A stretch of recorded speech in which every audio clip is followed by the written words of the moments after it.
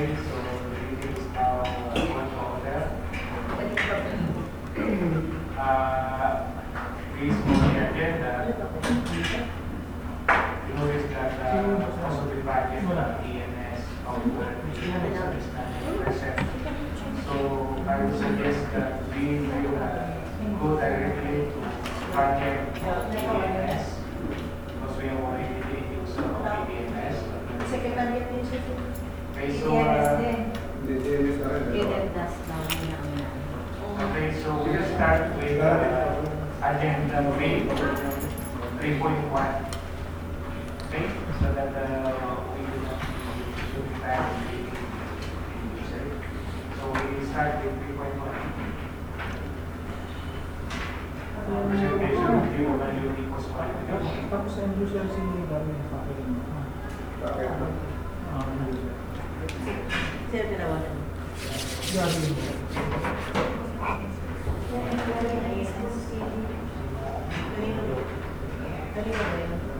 Good afternoon, the BAC. The BAC TWG will present to you the result of the cost qualification conducted to City Launch Construction and Trading for the runway street grade correction including slope protection at Masin Airport. So during the conduct of cost qualification, the BAC TWG found out that all the eligibility documents such as the fuel jets, the registration certificate from DTI, the mayor's permit from Santa Maria, Bulacan, and the tax clearance were all current and valid. And after checking the pickup license, the City Launch of Construction and Trading possess a pickup license of large A category AAA in roads, highway, pavement, railways, airports, horizontal structures and bridges, so responsive. However, upon checking by the BAC TWG on the list of ongoing projects of City Lonso, the TWG found out that the said bidder did not declare all their ongoing projects. So under GPPB resolution number 39/2012, a failure to include any material ongoing contract shall result in the disqualification of the bidder for non-compliance with the eligibility requirements under Section 23.1 of the revised IRR Article RA 1984.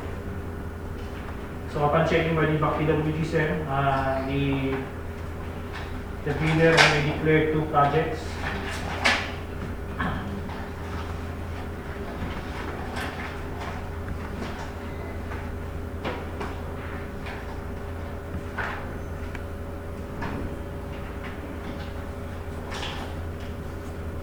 The expansion of Fort Atsugod Southern Leyte and the Sangasanga Airport Development Project under the OTR.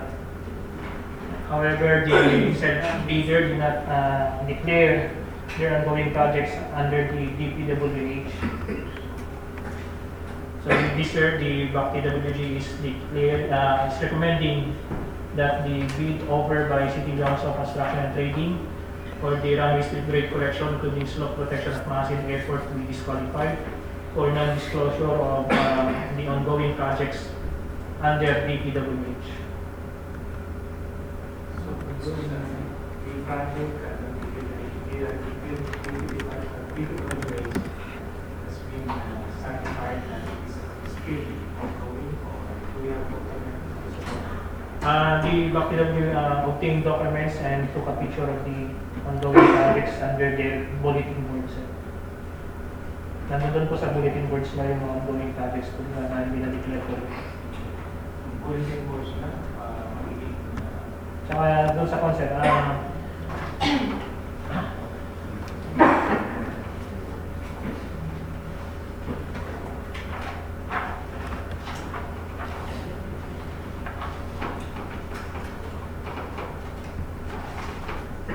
may kinuhang dokumento yung BAC TWG, sir, from DPWH. It is the ongoing projects from the DPWH under City Launch.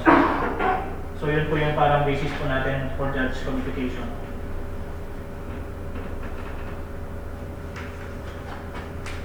Nasa baba lang po na yung pong dokumento na yun is from DPWH. official, can we hold for? Yes, sir.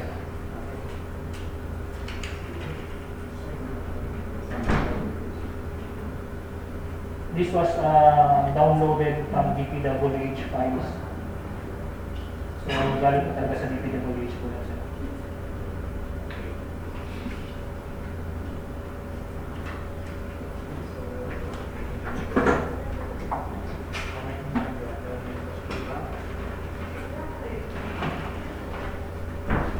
Motion, Mr. Chair, is to adopt the proposal of the City Council for not declaring all the following projects. I so move, Mr. Chair. For the information of the BAC, the project, the runway street grade correction including slope protection, we have only one qualified bidder after the bid evaluation, and that is City Financial Trading, Construction and Trading. And the BAC PWG is also recommending for the declaration of failure of bidding, as the only pre-qualified bidder during the opening bids is disqualified. This is the first failure of bidding for this project, sir. Move to adopt, to declare failure and to rebidding of the project to be so, Mr. Chair.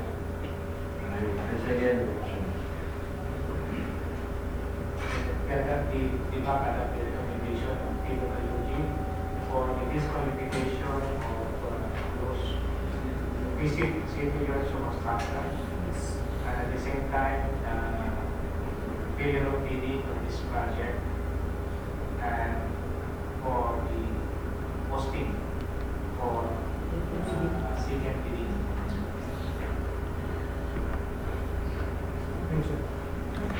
Noted. There is already a representative from BNS, so we'll go back to the agenda number 2, motion to amend.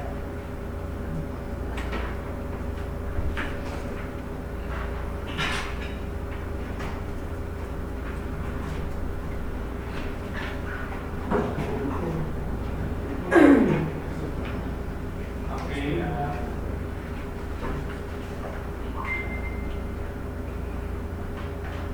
Good afternoon, Mr. Chair. Our projects are supplying delivery of tires for ANS service vehicles at ANS Technical Center and Manila CNS facility with an APC of 128,000.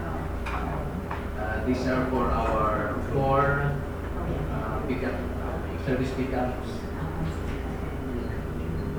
And the end user recommends the shopping BB mode of procurement.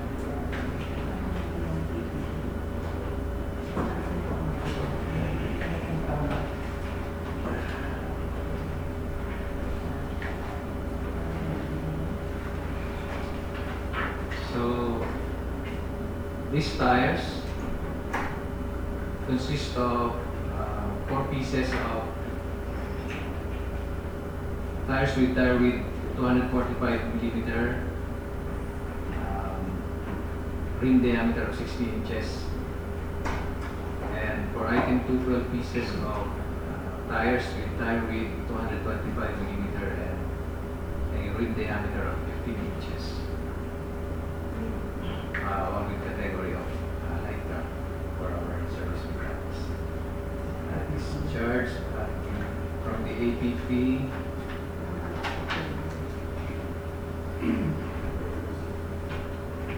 Repair, maintenance of service vehicles, ANS, all the procurement is public bidding and SPP.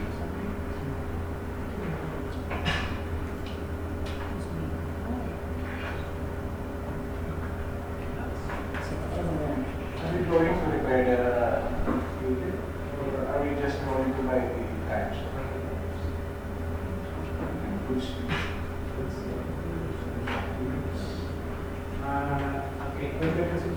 repair nakalagay sa UPP, repair. Ay, sana? Program. Hindi, SBP kasi. Yung sign. Wala kang bibili. Siguro yan, pakikuan yung PO ko ng court. Supplies na. Supply and delivery. Supply mo. Pero meron contract ng repair. Hindi mag-match. Bakit inilagay na, mas inilagay na, nilagay ng budget dun sa repair at maintenance.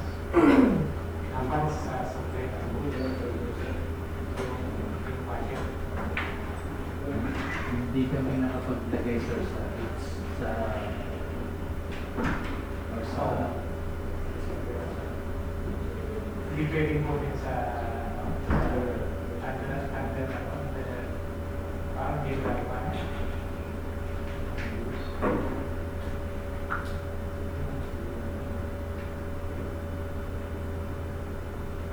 Ang issue is, bibili ka lang ng tires, hindi mo naman na-uses, so hindi mo makukuha sa repair ang maintenance. So, dapat kukunin dun sa goods. Meron tayo sa supply and maintenance. sa general fund sir. General fund.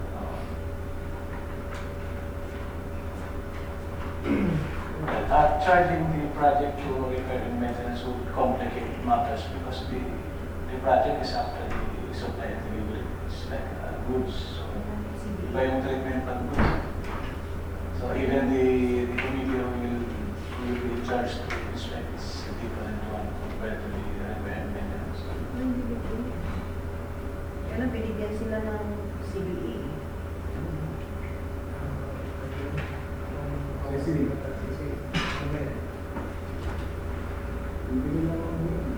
Hindi lang sila ng budget eh.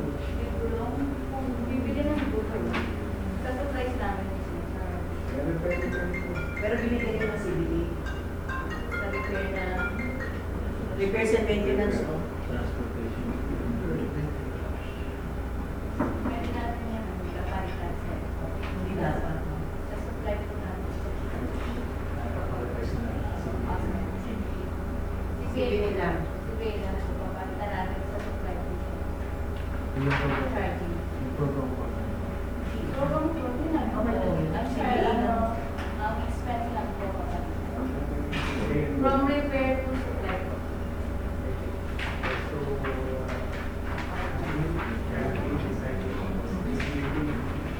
I move to recommend that the project be procured through SPP after the CBA has been changed. SPP is involved. After the changing the CBA, considering that it was charged to the repair, change it to the supplies. I so move, Mr. Chair. Okay, so the end user is directed to coordinate with the budget for the change of task budget allocation. And also the government decided to procure it through CBP after changing the CBP. Okay, sir. Item 2.2.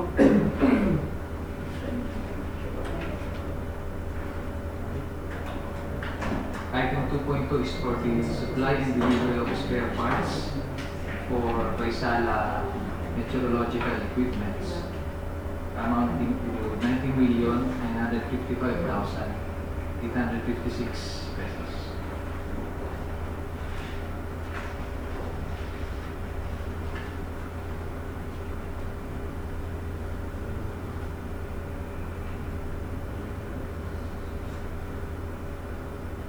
The said project will be charged against the fund for other supplies and materials expenses. Item number 00108621.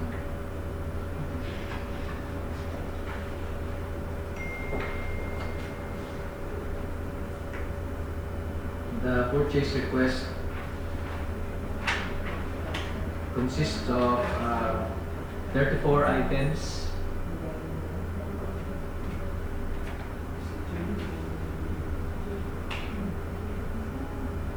Grouped into sensors, sensor component boards and transmitters, cables, test tools and accessories, and digital displays. Since these are proprietary to a certain brand, which is Vaisala, the end user recommends that the mode of procurement be adapted the direct contracting to Domestic Trading Corporation, the exclusive distributor.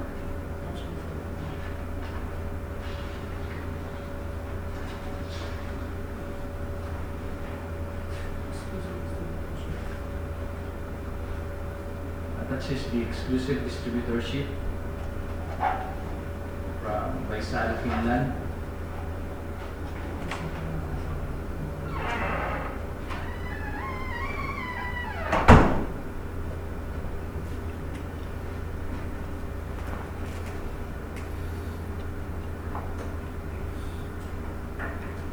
And valid until the December 31, 2019.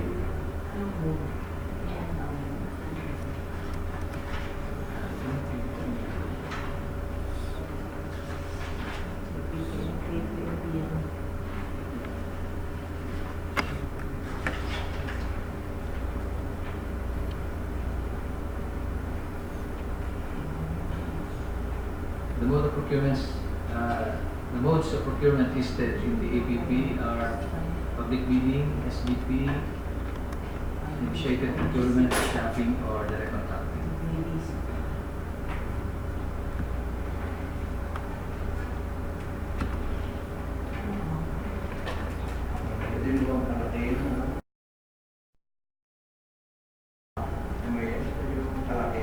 Pwede sir, ayun po, sa device.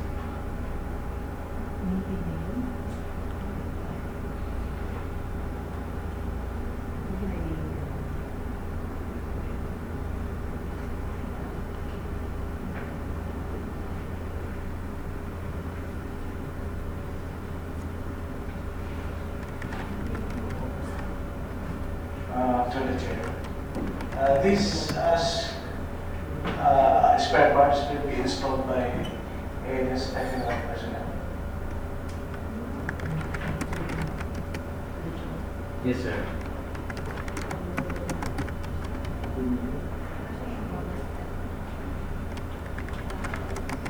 Maybe you could give some estimation or this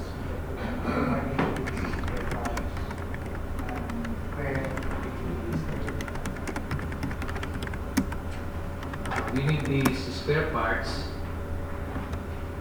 to ensure that we have adequate stocks, since we have several outages already in our facilities. This will be stored at the logistics section of the ANS Technical Center.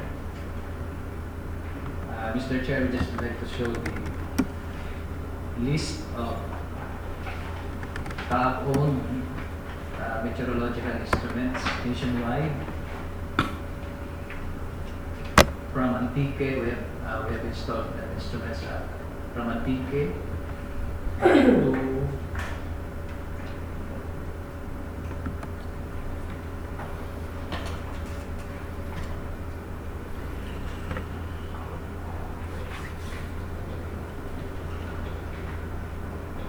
Katiklan, Kawayan, Clark, Cotabato, Davao, Ipolog, Dumaguete, and in all the airports that we operate.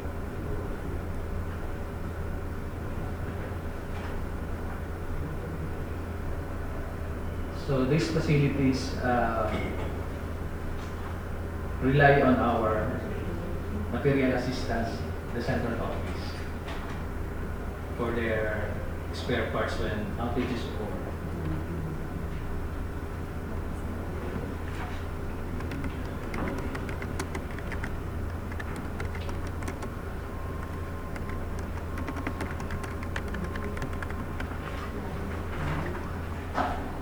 We have the total of 45 airports nationwide being installed meteorological instruments. Through the chair, considering the huge amount of the project, and considering that this is supposed to be direct contracting, can we check whether the prices were based from the original one, it's about the prices of the spare parts? Yung unit was not. Reference of the unit cost per item. The reference was based on the quotation.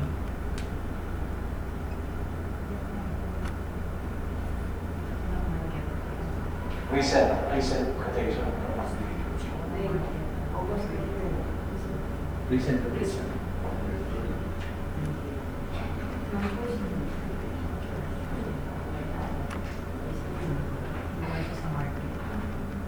Do you have pricing for the previous procurement? Did you check whether it's really reasonable compared to the previous prices of the original? The last time that you produced? There was an increase in the prices. Our last procurement was in 2015. Reasonable naman yung increase nila sa... Yeah, that's why I'm asking because it's direct contracting. So we will be hostage tayo dun sa pricing. So that's why I'm checking whether it's reasonable. Yes, Ilan percent? What percent increase? I did not calculate increase. Yeah, paano natin malaman reasonable price? For purposes of checking whether it is reasonable, we can check the evaluation of peso, dollar cost, the net rates.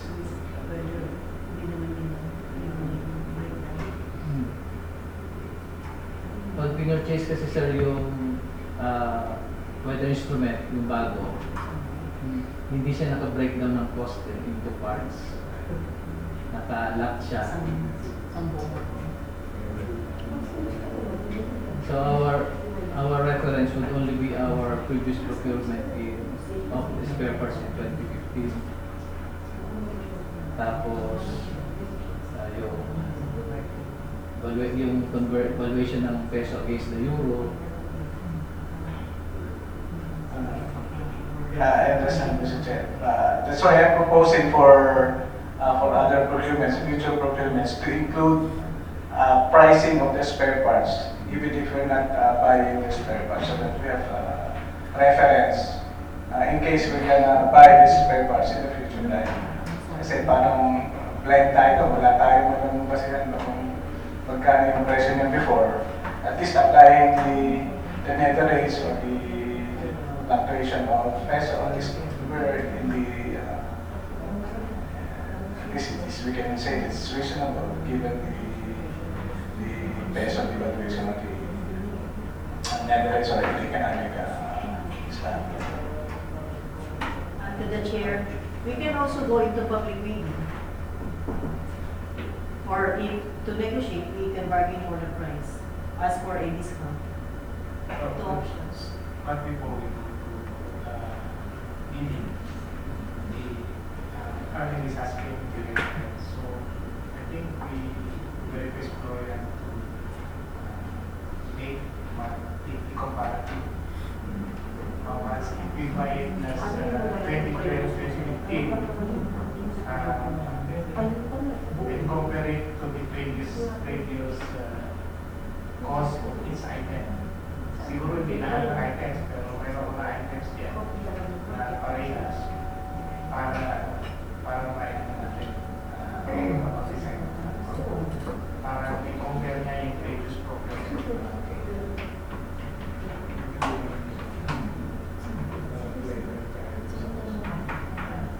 Yung previous na pinili natin gumawa siya ng sama. Tapos mag-pinili siya siguro na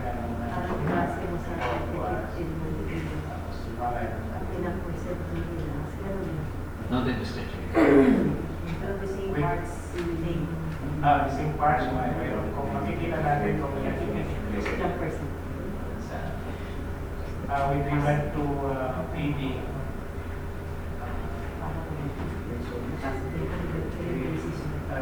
wala rin, hindi rin magkakaroon ng pag kasi mag-isa rin eh. Wala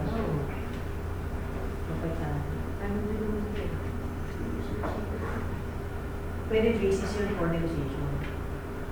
Sobrang taas ang This is but we cannot determine whether the POW is too high or reasonable. That's why we're asking the comparison. Yun lang naman yung issue natin nun. Kasi pag recontracting na, ano ka na, tight ka na doon. So whatever is the cost that will be imposed by the supplier, yun na yung susundan mo. Then we negotiate. If it's very high, okay lang po ba siya ng kahit na it's okay lang sa kanila. Pero hindi natin nakuha talaga yung real cost ng project. Anyway, I think the end user can do due diligence of this matter. Okay, so we directly use a comparison for the previous procurement and report to the BAC in the next Noted, Mr. Chair.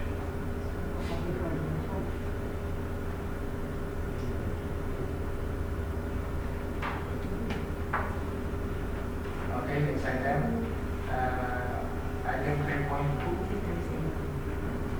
Presentation of the cost qualification report for the voltage installation of 600 kilowatt generator at the location for Bacol City.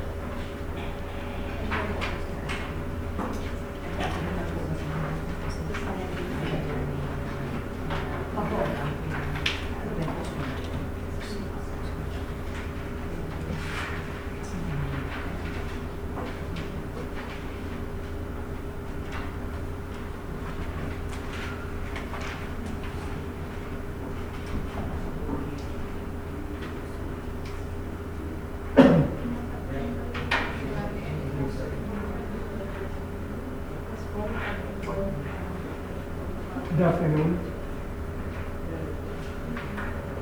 Mr. Chair, on behalf of the Technical Working Group,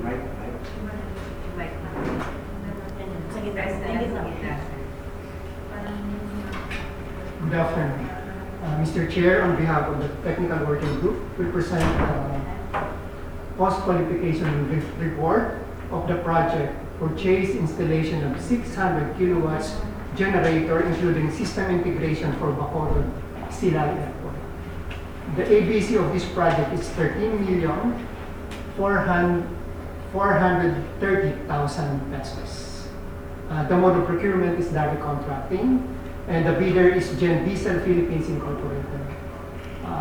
During the opening of the bid, the submitted offer of the contractor is 13,400,000 pesos, below the ABC of the project.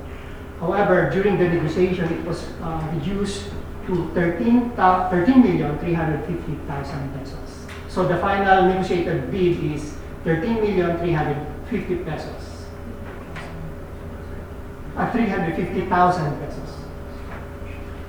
The TWG conducted the post-qualification process and found out that all the documents submitted by the contractors were all responsive.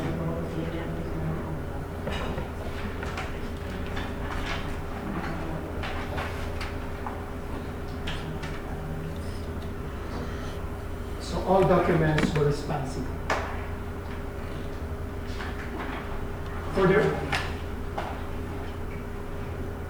For the recommendation to read, the bid proposal of Gen Diesel Philippines was verified, validated, and found to be responsive to legal, technical, and financial requirements of IPB direct contracting. The negotiated and calculated responsive bid amount of 13,350,000 pesos is below the ABC of the project. In view thereof, the BAC TWG hereby recommends to the BAC the awarding of the contract to Gen Diesel Philippines Incorporated.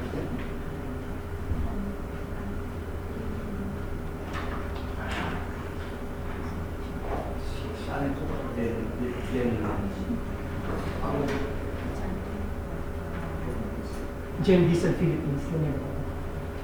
Anong brand? Anong multinational ito? Yes, multinational. From, the generator will be coming from Germany. Anong budget?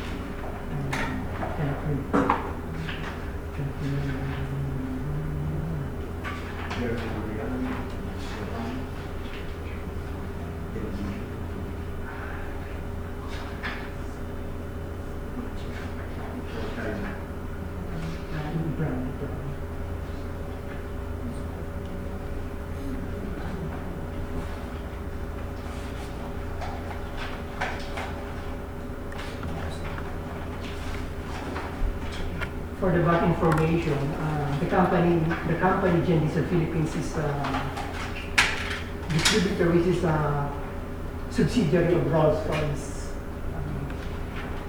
company. The one supplying engines.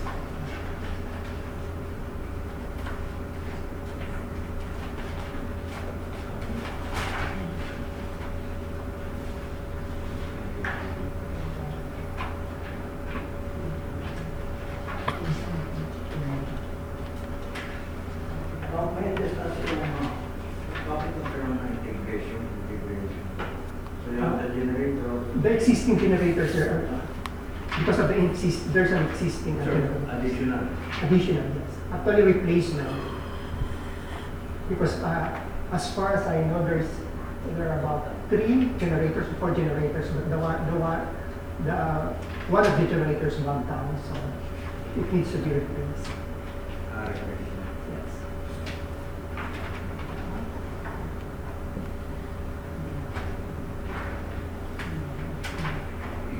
Sige, pwede yung ano rin. Come again? Understood. Motion, Mr. Chair.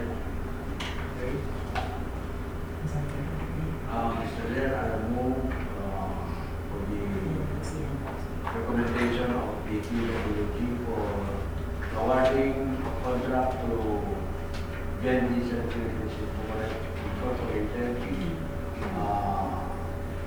of the project purchase and installation of 600 kilowatt integration for Bacolod Sila Airport amounting to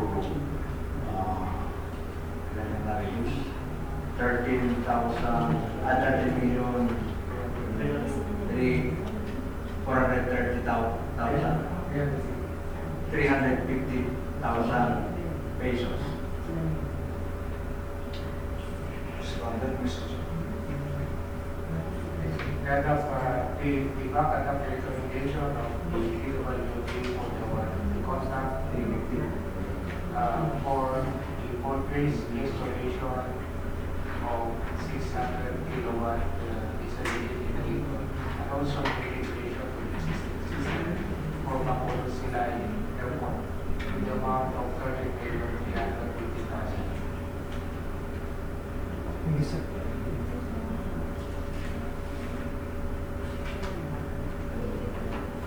Okay, let's proceed to agenda number 4. The community evaluation report.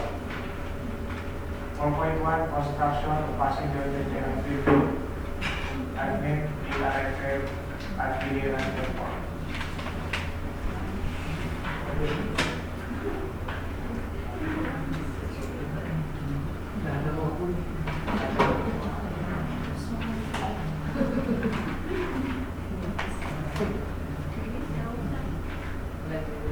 Good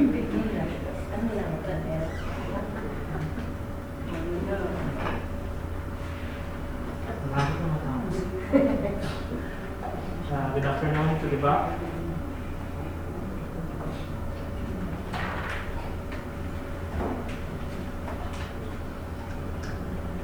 This is the result of the bid evaluation for the construction of passenger terminal building, admin building, and AR building at Biliran Airport.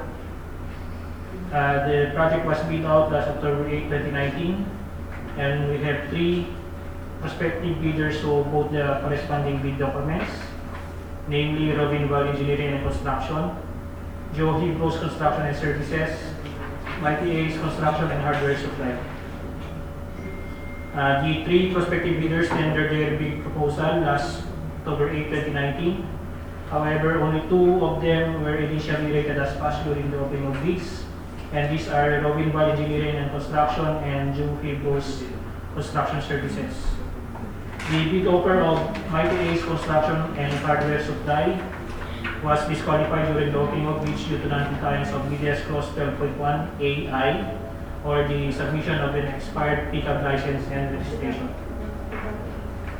And after conducting bid evaluation of the pre-qualified bidder during the opening of bids, which is Robin Val Engineering Construction and Joe Hibros Construction Services, the BAC TWG found out that the bid offer of the lowest bidder during the opening of the bids, Robin Val Engineering and Construction, was an incomplete bid and is recommended for disqualification.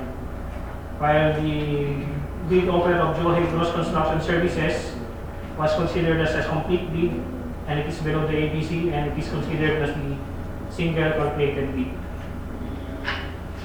Regarding the disqualification and incompleteness of bid of Robin Val Construction, the said bidder did not provide the necessary materials under concrete works, concrete manhole for electrical lines, particularly the 6-inch CHB, and the 3-chamber septic tank, particularly the 4-inch diameter PVC sanitary wire.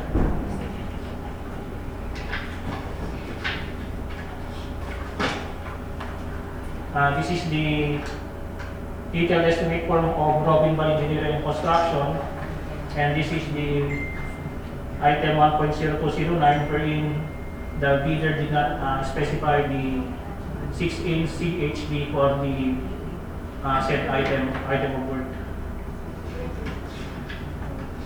And under 3-chamber septic tank, the bidder forgot to provide the 4-inch PVC sanitary wire.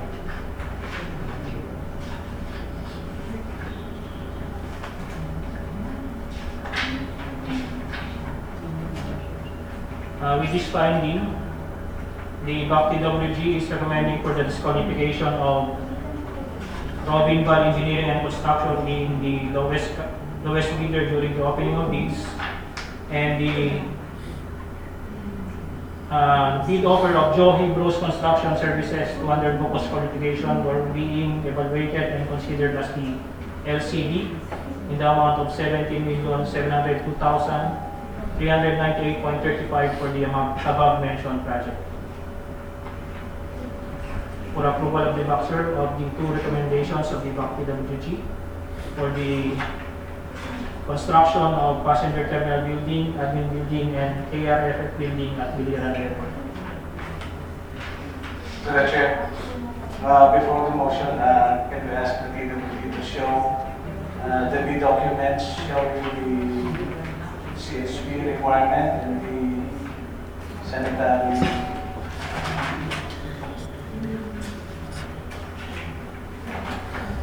So under item 1.0209, we are requiring CHB 6-inch. Oh, that's the proposal. 1.0209, and for the bidding documents for the project,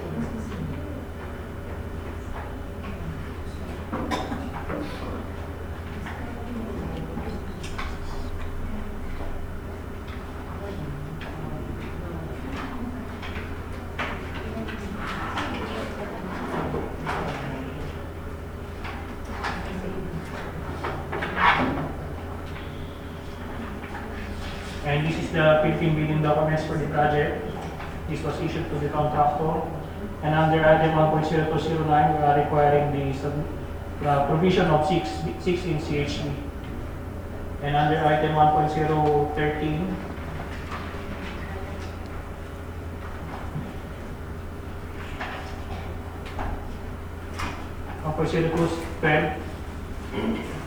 we are requiring the 4-inch diameter PVC sanitary wire. And under the proposal of the contractor, they don't have any 6-inch CHB under item 1.0209, and under item 1.02.12, they don't have any provision of the 4-inch PVC sanitary wire.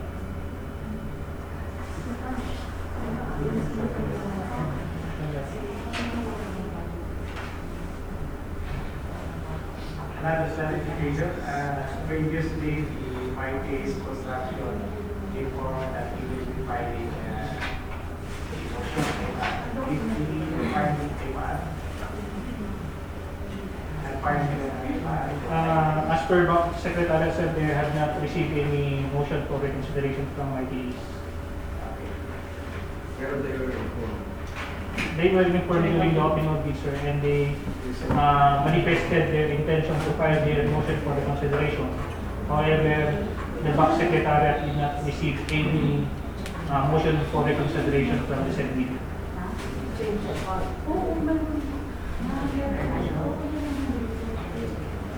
Can you share the last part, please? Sir, the recommendation is short of the other recommendation of the BAC TWG, that is the disqualification of the lowest bidder, the bid offer of Robin Ball Engineering and Construction. And the second recommendation is to disqualify Judy Gross Construction Services. Motion, Mr. Chairman. Move to adopt the recommendation of the TWG to disqualify Robin Ball. Robin Ball for failing to provide the complete proposals and to subject Judy Gross Construction to undergo post-qualification process. I second the motion, Mr. Chairman. The recommendation of the TWG for disqualification for Robin Ball Engineering Construction and post-qualification of Judy Gross for the project construction of the perimeter as a gentleman activity at the airport.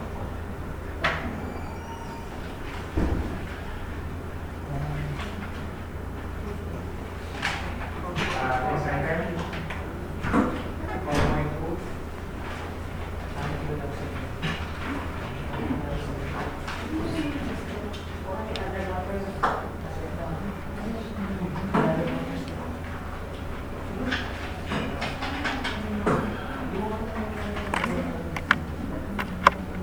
Good afternoon, Mr. Chair. This is the bid evaluation report for the rehabilitation of damaged GI frames, fence, of perimeter fence at Tagaytay Receiver Station and other works.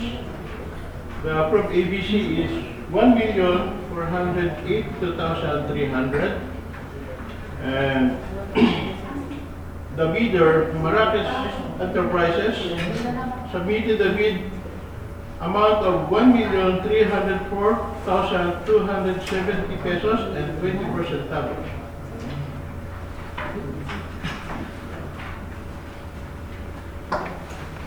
The rehabilitation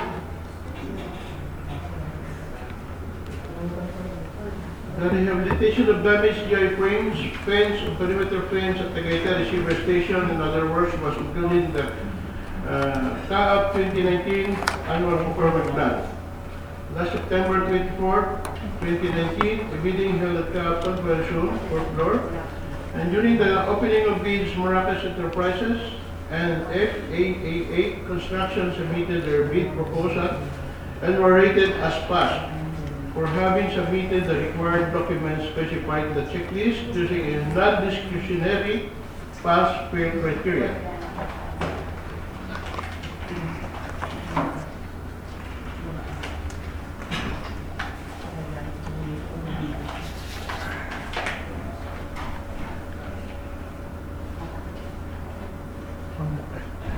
Naka-zoom pa no? Naka-zoom pa. So our findings, we have the bidder, Miraculous Enterprises, with a submitted bid of 1,304,270 and 24 centavos. Ay, nakaangat pala.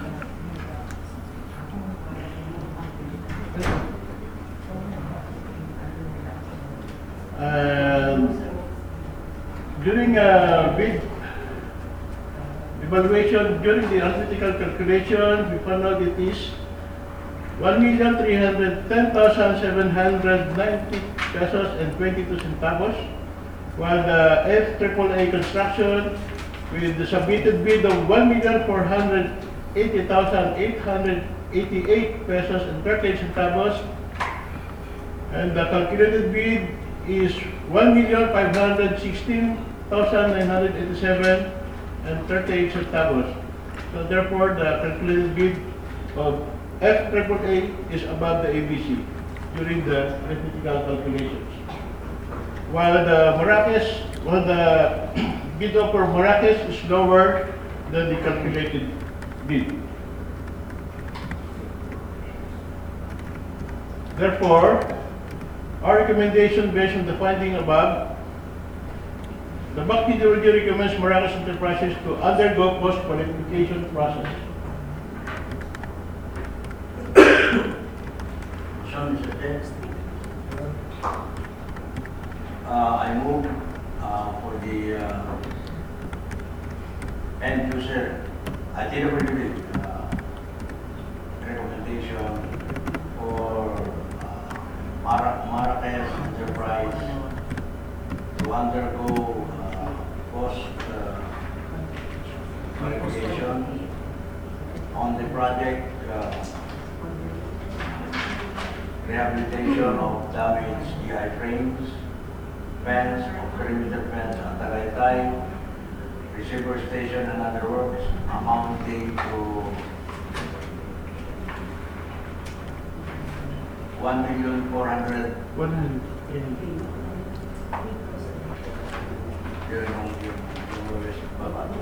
Amounting to 1,310,000.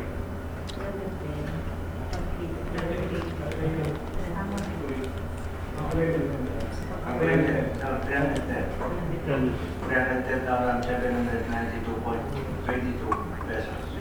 Seconded, Mr. Chair.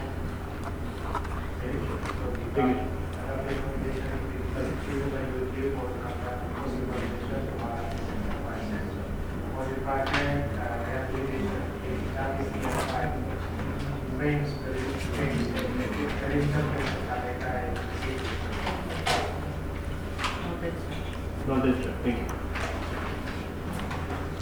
I heard 1.8.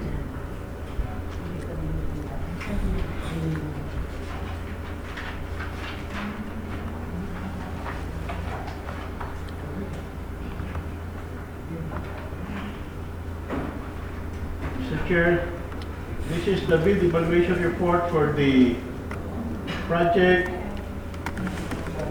improvement and rehabilitation of existing perimeter fence of A&F facilities and other works at Tagaytay radar facility.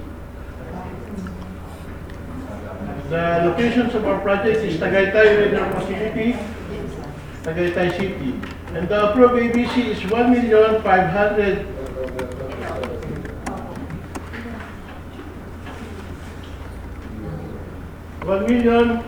The ABC is 1,566,700.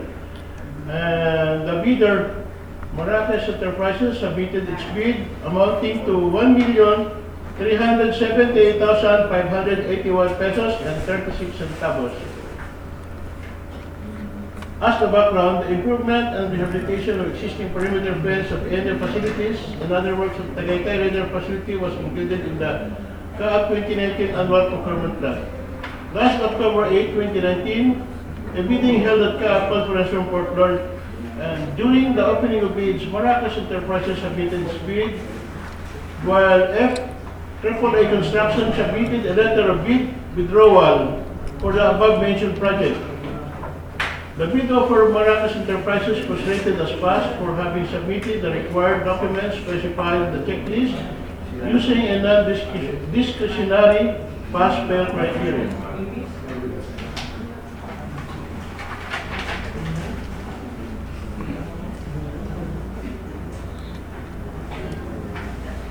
And our findings, Maracas Enterprises submitted its bid amounting to 1,378,581 pesos and 36 centavos. And during the arithmetical calculations by the PWG, the calculated bid is the same amount of the submitted bid, which is 1,378,581 pesos and 36 centavos. Therefore, based on the above findings, the BAC PWG recommends Maracas Enterprises to undergo post-qualification process. Mr. Chair, may I know again why what the reason FAA?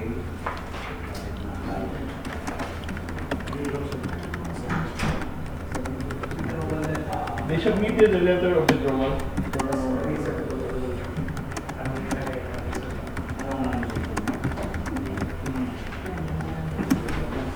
Wala, parang nandito na.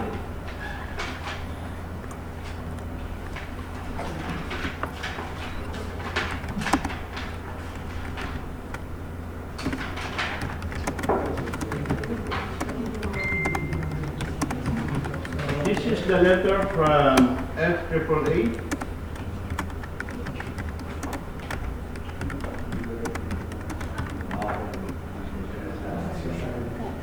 Thank you po. Sige, thank you.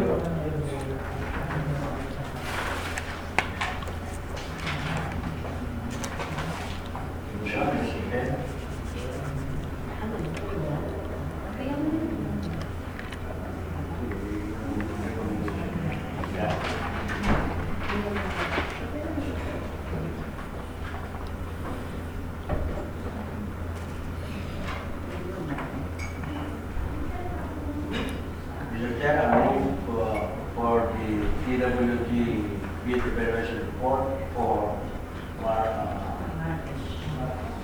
Marrakesh Enterprises to undergo post-evaluation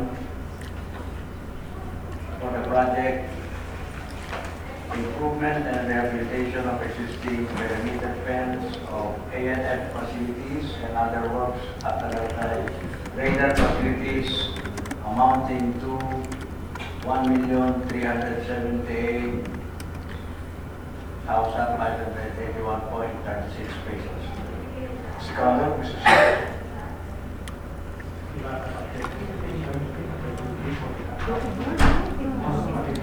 Process for the project.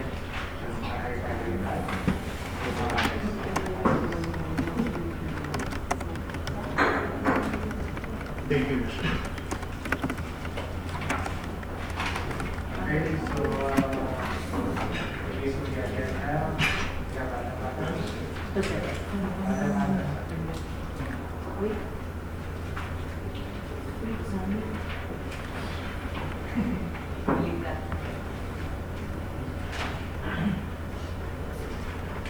Sir, I'd like to inform the BAC pala, sir, kanina.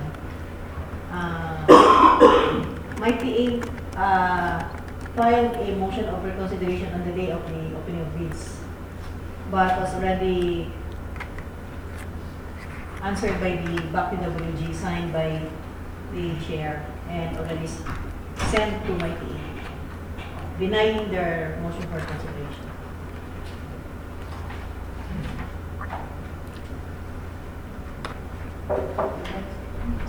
So for the record, Yes.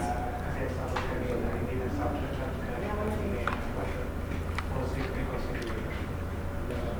Pero pala, I was denied by the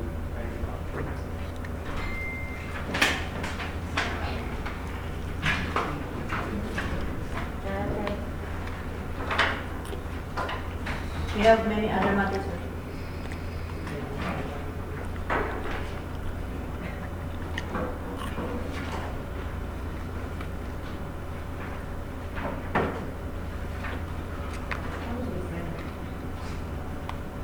busy.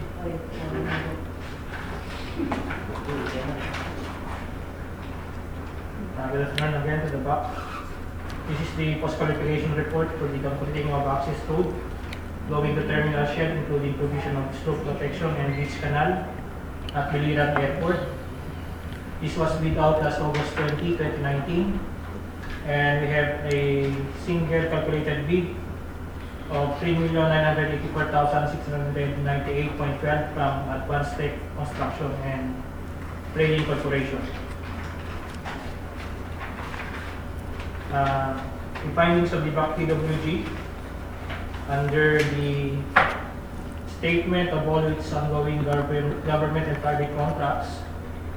For the information of the BAC, the said bidder has an ongoing project at Pagadian Airport, which is the development of drainage system at PBA of Pagadian Airport with a contract amount of 6,534,784.62. And this project was supposed to be completed last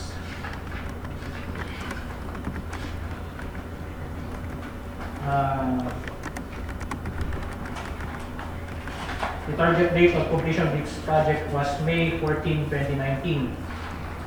And according to the project in charge, as of September 30, 2019, the project of Advanced Tech for Pagadian Airport has an actual accomplishment of 68.27%.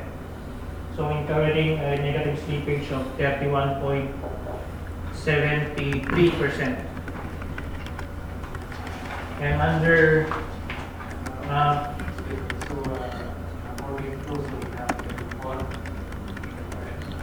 this is the report, sir, of the project in charge of Pagadian Airport, and this is the statement of work accomplishment dated October 7, 2019, and the accomplishment is as of September 30, 2019. So the project in charge is Mr. Arkel Unga, and he is certifying that the actual accomplishment of Advanced Tech Corporation is only 68.27%, which was supposed to be 100% as of May 14, 2019.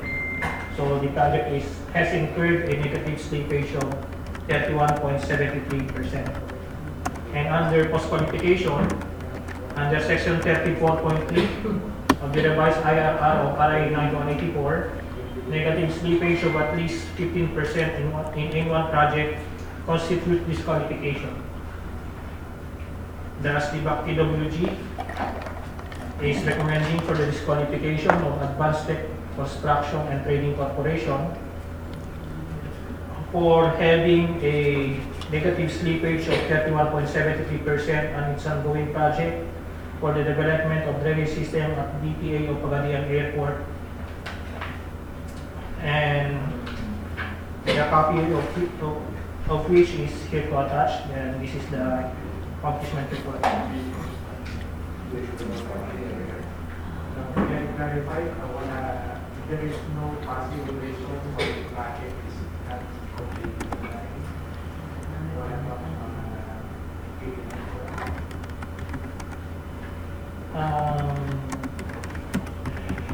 The reason for the delay, sir? Yes. Parang kulang yata sa tao. Kulang sa tao.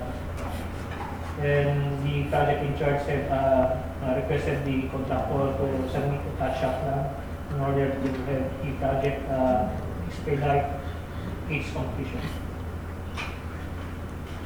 So the reason is not on the part of CAAP. No, sir. The reason of the delay is in the part of the contractor for failure to provide ample equipment and personnel for the project.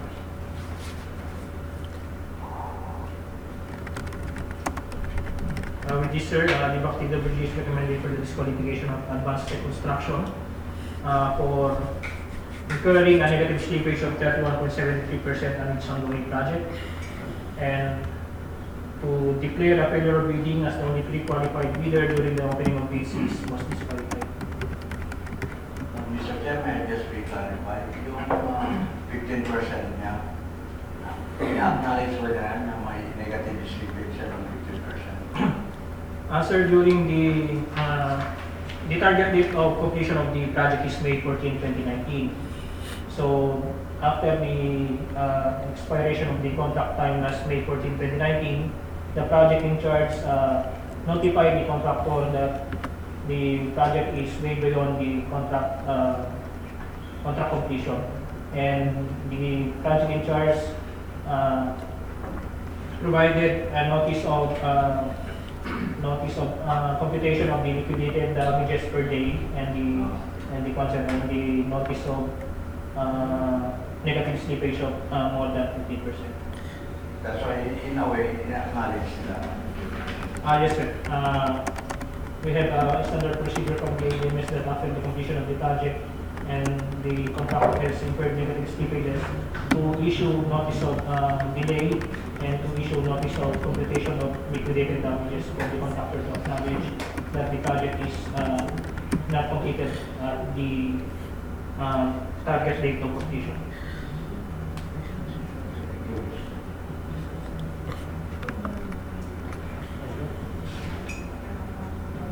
Of the recommendation of the PWG, Mr. Chair, to Post disqualified. disqualify advanced step construction and trading corporation for incurring more than 50% negative slippage and to declare the bidding a failure. I so move, Mr. Chair. BAC adopt the recommendation of the PWG on the post disqualification of advanced construction for failure due to slippage or in the other project in Pangasinan Airport. Given that the program of work will have no changes, I move that a posting of this particular project be undertaken. Okay, so the BAC also declared the failure of bidding, so the Secretariat is advised for the bidding of Noted. just the query of what will happen to the project in Pangasinan. What are we going to terminate the project or? Actually, the project is still ongoing, and the contractor committed to complete the project even paying the corresponding liquidated damages.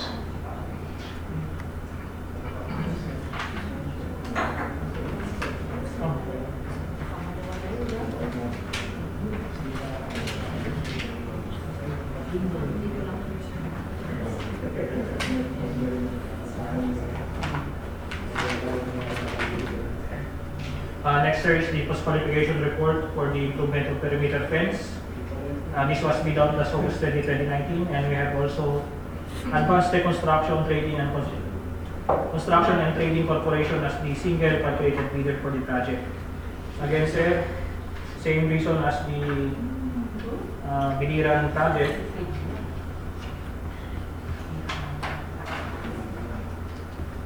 Under statement of all ongoing projects, the development of drainage system at BPF Pagadian Airport is still ongoing and incurred a negative slippage of 31.73%.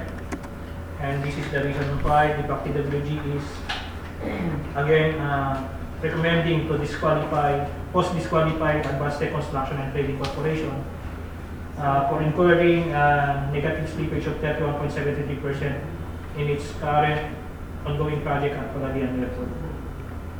This is in accordance with Section 34.3B2A that when a project of a bidder with a 15% slippage, the bid proposal of the bidder is automatically disqualified. And to declare, and for the BAC to declare a failure of bidding as the only pre-qualified bidder is disqualified.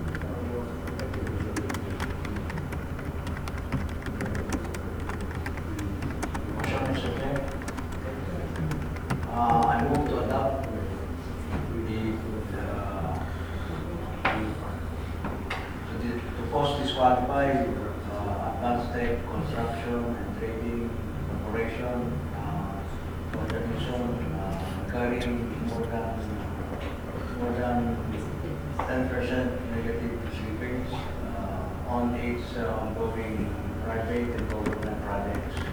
And to move that the bidding process failure.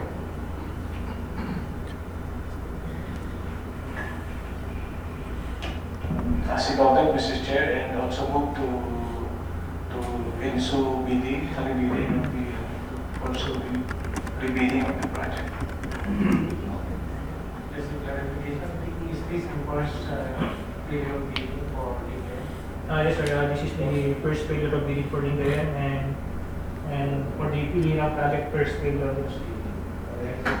So the BAC and the execution for the post qualification of Advanced Tech for the project in the airport. And at the same time, the project is declared failure. And the posting of the bidding is To the chair, make sure na po na carry over to sa 2020. Magkaproblema na naman tayo.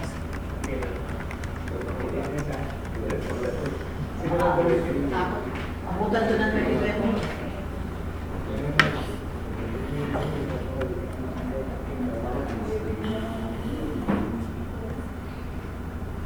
Next, sir, is the post-qualification report for the expansion of Akron at Busuanga Airport.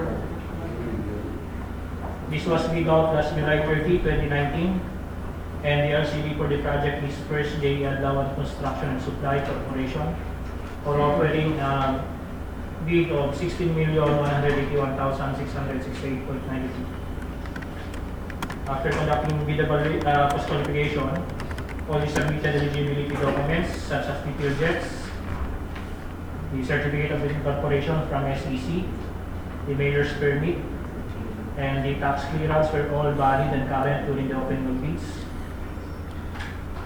And the contractor submitted a pickup license of Region B Category A.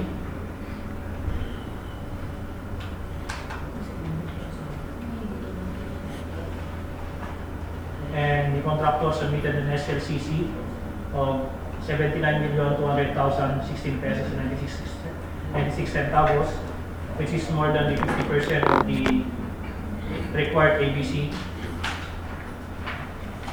And upon checking the technical documents of the contractor, the BAC TWG noted that the project engineer and the genetic engineer that was pledged to be assigned in the project are currently assigned in their ongoing project at Siargao Airport with the title of Siargao Airport Development Project.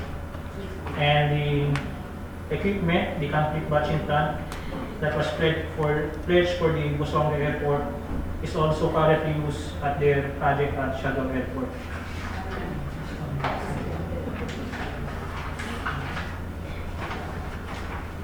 So this is the submitted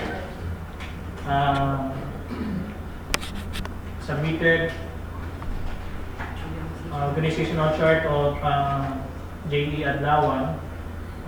Ms. Sarador and Mr. Cabanao is also the project engineer and the geodetic engineer for the Busuanga Airport and Siargao Airport project. And for the equipment, this is for the certification of the batching plant. This was leased from UN Builders, and this is also the pledge concrete batching plant for the expansion of the Akron at Busuanga Airport.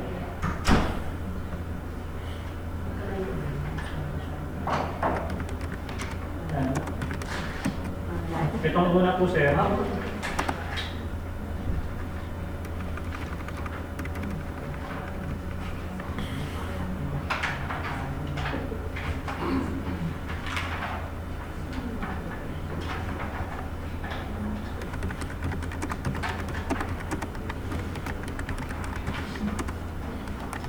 This was from the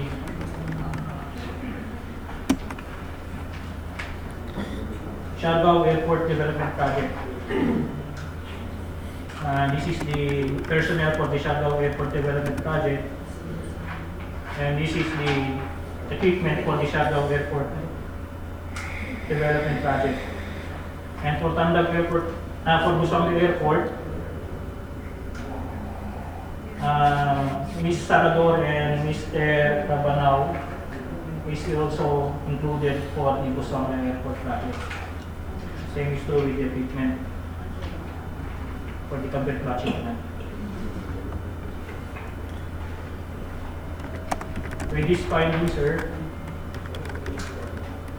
the BAC TWG is recommending for the post-disqualification of first JE at Lawan Construction and Supply for the reason that the bridge, the geodetic engineer and the project engineer and the concrete batching plant were all currently assigned at Siargao Airport Development Project. This is still ongoing as of the moment. Clarification, you take note of the timing wherein one project was bidded first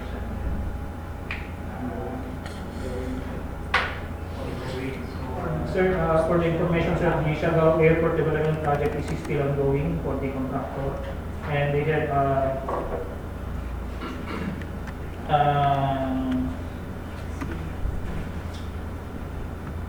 90% parang accomplishment, 80 to 90% accomplishment as according to the planning insurance. So ongoing pa rin siya hanggang ngayon. Will it be completed prior to start of this project? Sir, the rule for the post-qualification is during the conduct of post-qualification, if you have found out that the contractor had duplicated the personnel for the equipment, we have to disqualify them. Just like we did for, if you remember, sir, the case of GA Flores, wherein they have ongoing project at Tuguegarao, and they have pledged equipment and personnel that will be assigned to the Tabangkalan Airport project and the Calibo Airport project, and we disqualified GA Flores. This is the same case.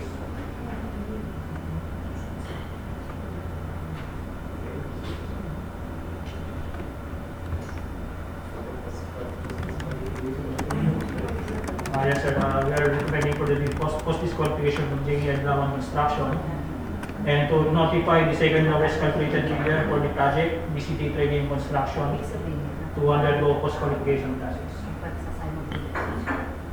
Move to adopt the recommendation, Mr. Chair, to post-disqualify first day at Lawan Construction and Supply Corporation for failing to comply with the requirements of equipment and personnel solely assigned to the project, and to subject the second lowest calculated bidder, BCT Trading and Construction, to post-qualification process. I second motion. Okay, so we got another recommendation, PWD for the post-disqualification, GE and Lawan Construction as Supply Corporation, and for the post-qualification of BCT Trading Construction for the project expansion of airport and the Central Airport.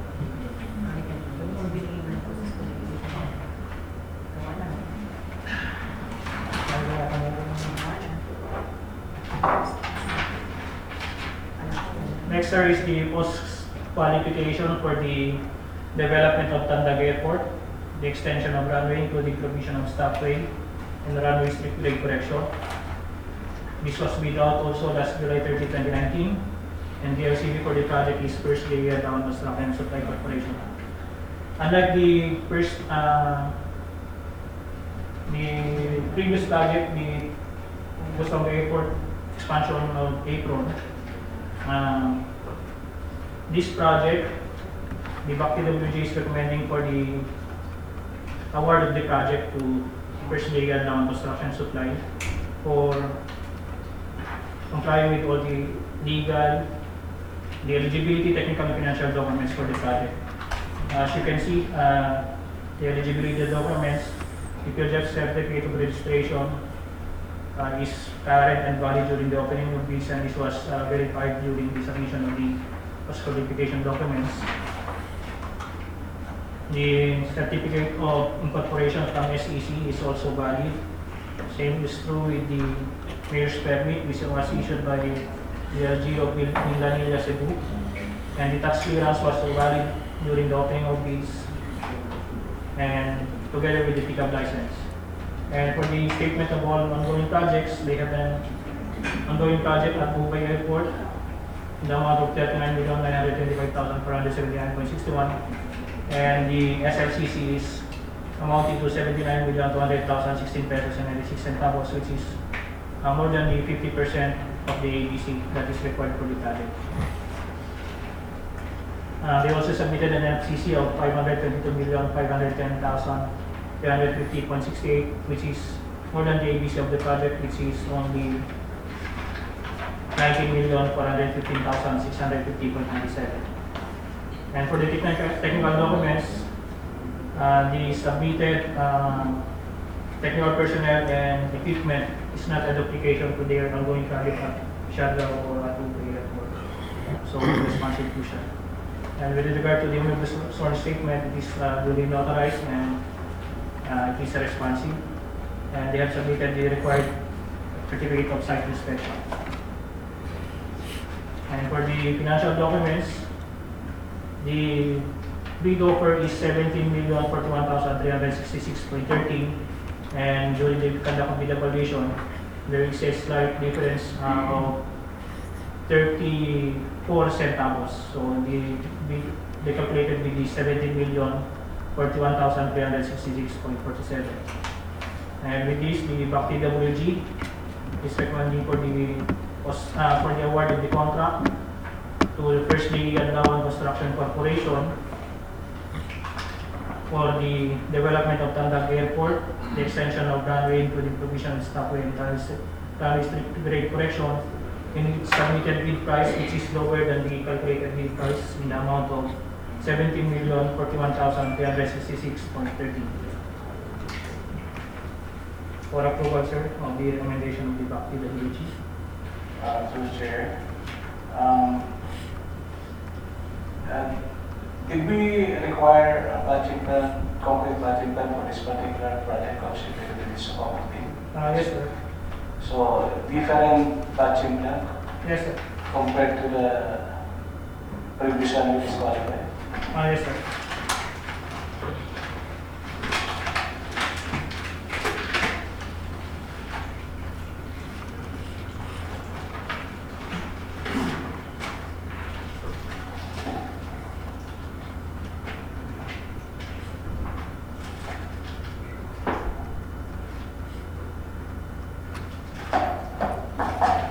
As you can, if you remember it right kanina, sir, this was QM Builders po kanina yung pinag-design nila. And this one, the concrete batching plant, they have this with Supriya Philippines Development Corporation. The chair, another thing, I understand that the project in Siargao is already delayed. What is the negative slippage? According to the project engineer, their negative slippage is more than 10%, but not 15%. And then it had issued us a certification regarding this. And according to Parliament 184, if the project is delayed for, it has incurred a negative slippage of more than 15% for only one project, this constitutes disqualification. But for the ongoing projects of First Lady Adlawan Corporation, they only incurred a negative slippage of 10%, and this will not constitute disqualification for this case.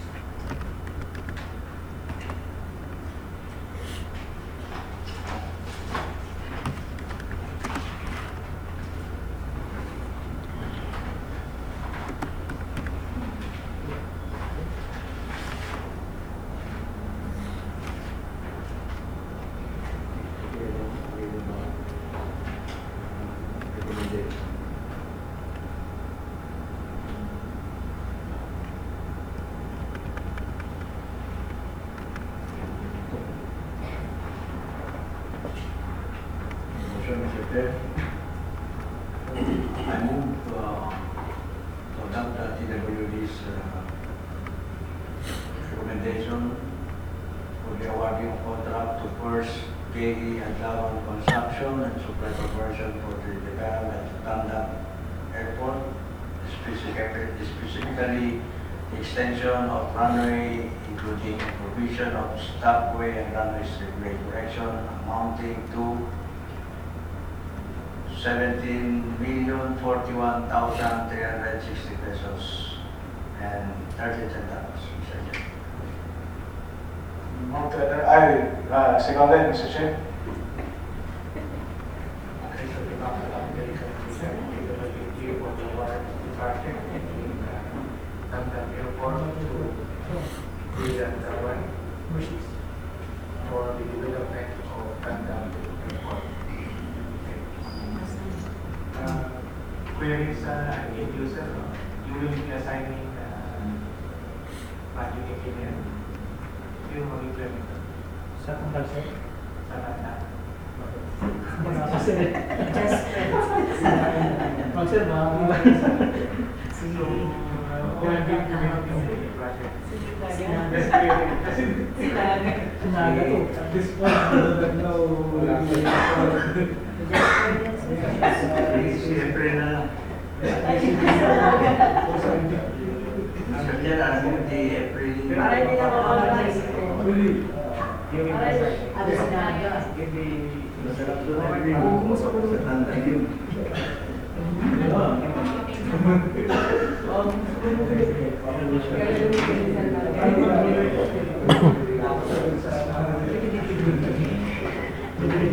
Meron po na. Asa na yun? Sir, wala na. Yay! Lista na dalawa tayo.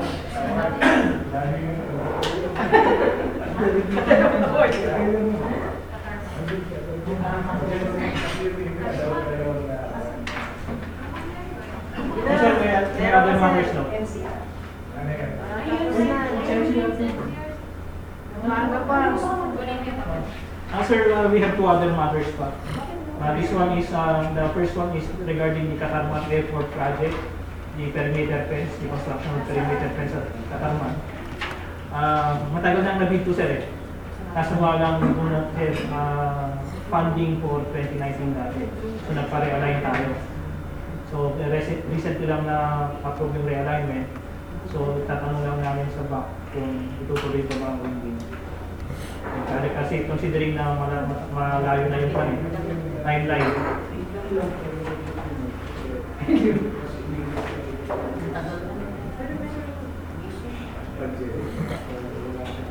Tama. Asan?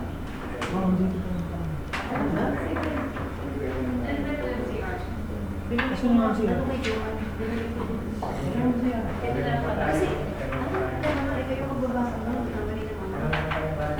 Sir, ito sir, yung Katarman Airport project, nag-open tayo ng bids last October 11, 2018. So, 1 year na siya. October 11, 2018. Tapos, i-award na sana natin, sir, kay Chris and James. Ito, Chris and James Construction. Kaso nga lang nung 2019, i-award na sana natin, wala pala siya sa carryover ng pondo. So, ginawa natin, nagpa-realign tayo. Recently lang yung realignment budget. Ito nga po sir, item number 1907 and realigned budget.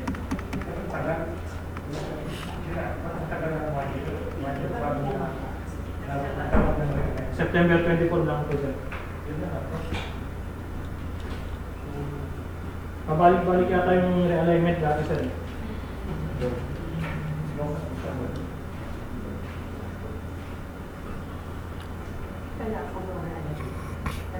September, yung mo, kailan na-approve yung mga realignment, pero itong CBA is Mayroon tayong probation ngayon sa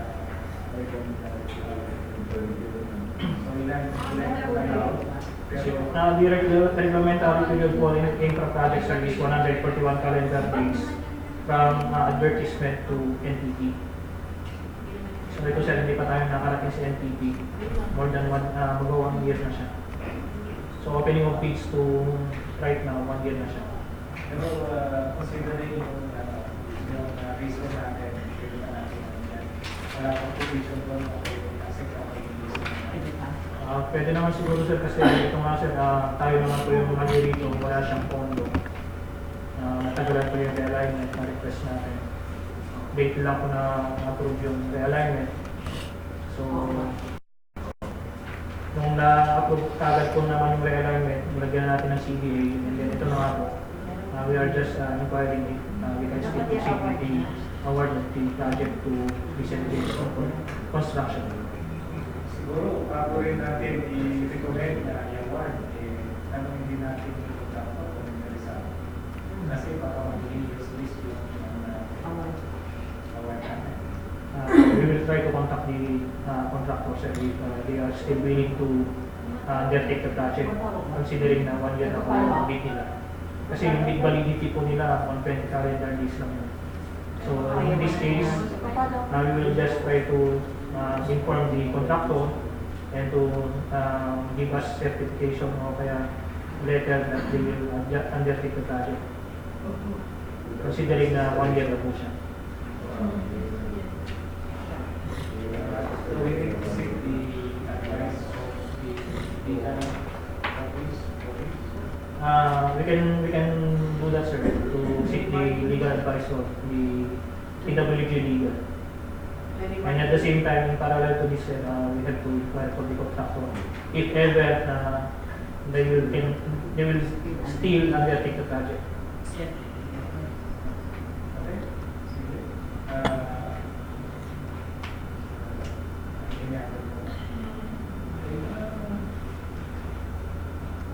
Go back to us after asking our DWG legal and maybe their guidance would be enough for us to decide. Okay, sir. Noted po. Sir, another thing, we have a letter from MCR Builders. MCR Builders, sir, is the lowest calculated responsive bidder for the expansion of FSIS building. Dapat po, meron na po silang notice of award. So nung papasin na natin ang notice of award, they have manifested na bakit daw bumaba po yung bid amount nila from their bid offer. Okay. Bumaba, sir. Bumaba. Sir. They have submitted a bid of 13,199,299.68.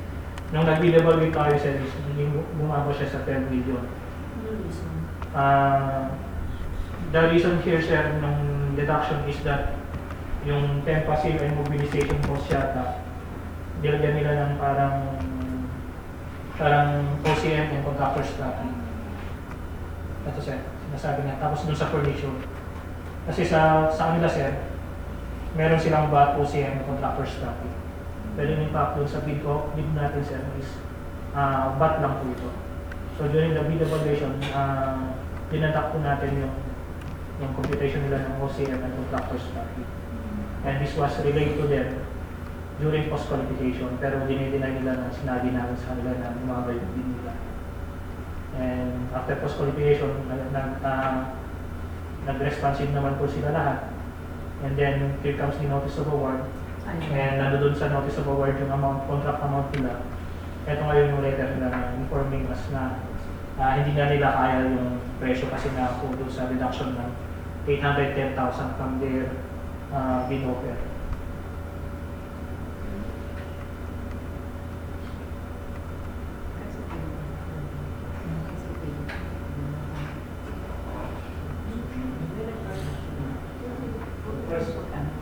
First, do we need to reply to this letter? Siguro sa i-acknowledge lang natin siguro na tinatanggap natin yung letter nila na ayaw na nila. And then we will go to the second lowest calculated bidder if ever there will be second lowest calculated bidder for the project. Okay lang ba? Meron yata, sir. So we will be conducting post-qualification. to the second LCD. There is no penalty for this or Sanction na. sanction. Meron dapat sa... Kasi sir, maalala na sir, dun sa notice of post-qualification kasi natin na binibigay sa kanila. Lately lang natin nagbibigay tayo ng amount na nandoon yung calculated bid nila. So doon sa sinabi yata natin sa kanila, yung binigay natin sa kanila na letter na it contains, wala yung calculated bid nila. Pero nirelay namin po sir yung calculated bid nila during the conduct of post-qualification. Pero they are denying na sinabi namin sa kanila. So, kung makikita mo, meron din tayong parang fault dito kasi nga sa notice of post-qualification hindi natin nasabi doon sa letter na yun, yung calculated fee. After the bid evaluation, alaman na natin ito. Yes sir, after the conduct of bid evaluation, we have determined the the calculated bid as 12,388,000.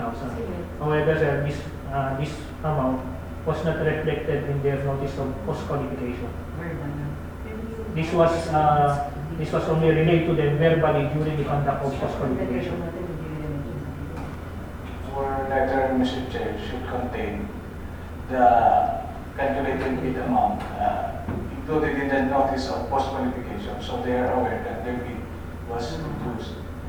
This OCM and contractors project is one of the findings of COA with regards to the furnitures that we should not put contractors profit in OCM for this particular item. That's the reason why the bid offer was reduced so much.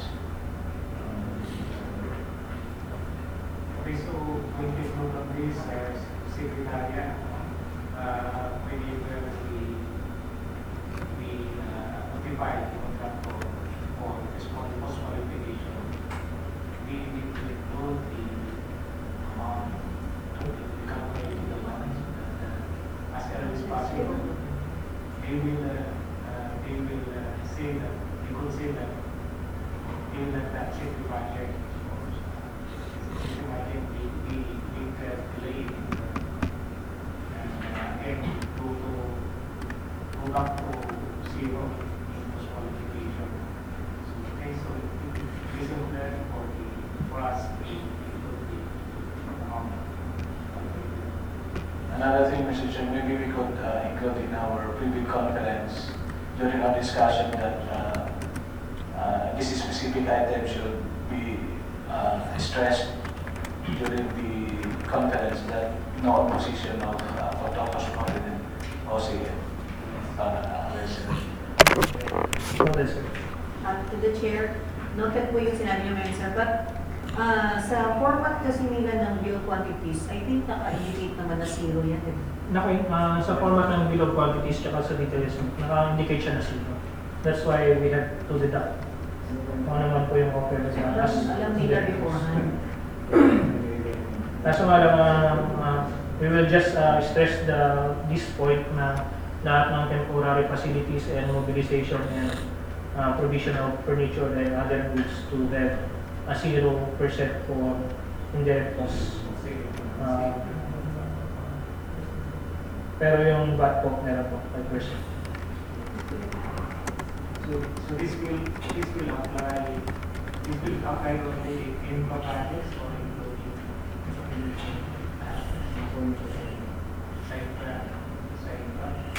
so halimbawa yung tools na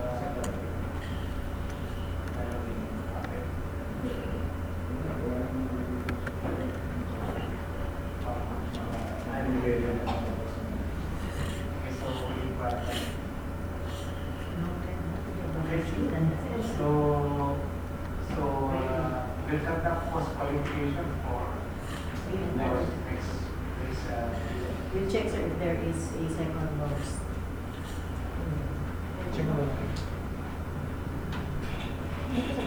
So we will just acknowledge the letter sir and not issue any sanction to NCR leaders.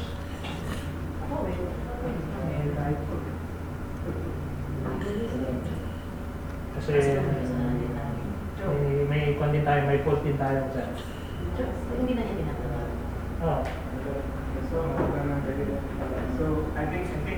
also, we need to notify yung SIS kasi magkahanap na sila ng opisina na lilibatan kung pala hindi ko ma-award yung project.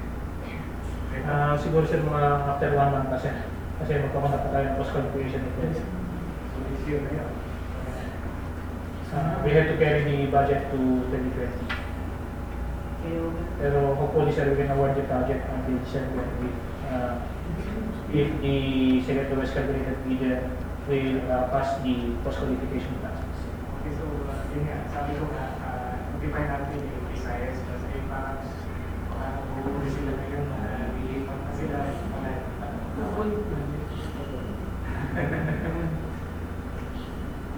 Okay, so third.